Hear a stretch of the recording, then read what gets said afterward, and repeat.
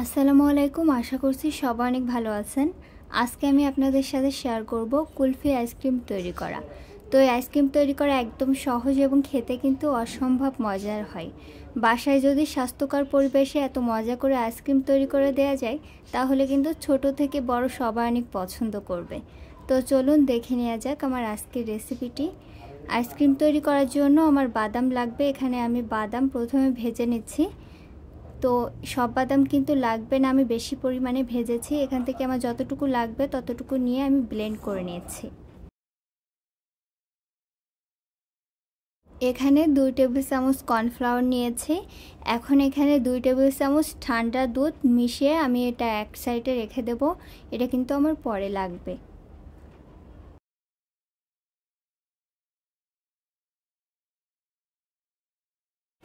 এখন এখানে 2.5 কাপ দুধ একটু জাল করে নিচ্ছি।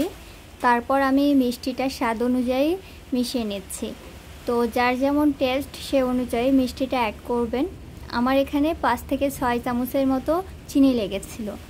এখন ব্যবহার করছি বাদাম গুঁড়া। তো এখানে হচ্ছে 4-5 চামচের মতো বাদাম গুঁড়া আমি দিয়ে দিয়েছি। দেন এটা খুব ভালোভাবে আমি নাড়তে থাকবো। এ পর্যায়ে দুধের সাথে বাদামটা যদি পুরোপুরি না মিশে তাহলে কিন্তু কোনো সমস্যা নেই, কারণ এটা যখন আমরা পরে ব্লেন্ড করব তখন অলরেডি মিশে যাবে।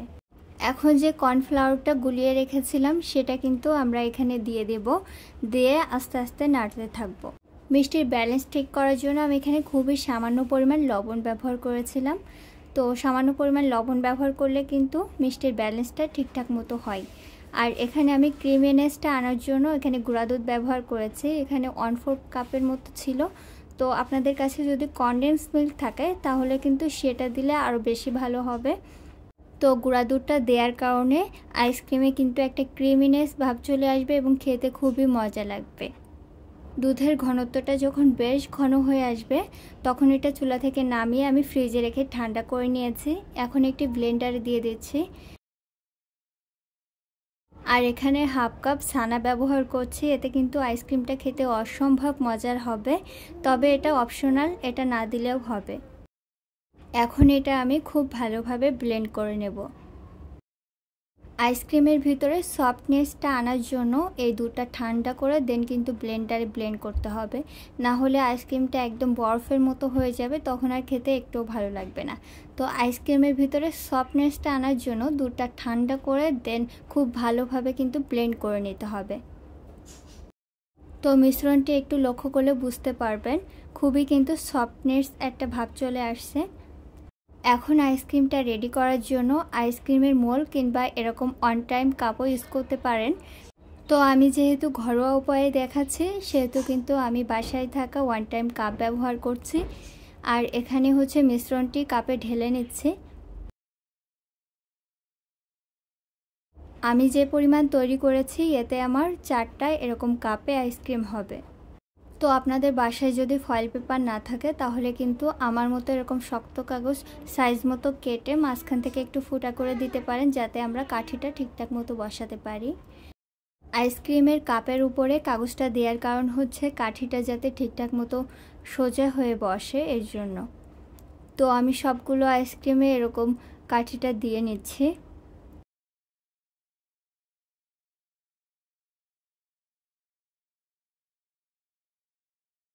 সবগুলো আইসক্রিম রেডি হয়ে গেলে এখন 7 থেকে 8 ঘন্টার জন্য আমি এটা ডিপ ফ্রিজে রেখে দেব।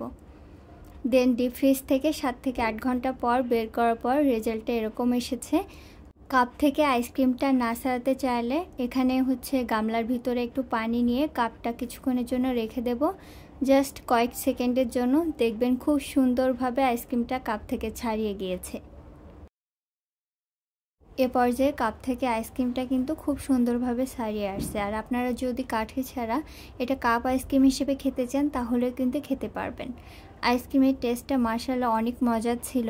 আর আমার বাচ্চাটা আইসক্রিম অনেক পছন্দ করে, এর জন্য আমি চিন্তা করি যে স্বাস্থ্যকর উপায়ে বাসায় কীভাবে তৈরি করা যায়। আর আইসক্রিমটা আমাদের বড়দেরও একটা ইমোশনের জায়গা। তো বাসায় এভাবে তৈরি করলে দেখবেন ছোট থেকে বড় সবাই অনেক পছন্দ করবে। আমার আজকের রেসিপিটি কেমন লাগলো অবশ্যই কমেন্টস করে জানাবেন।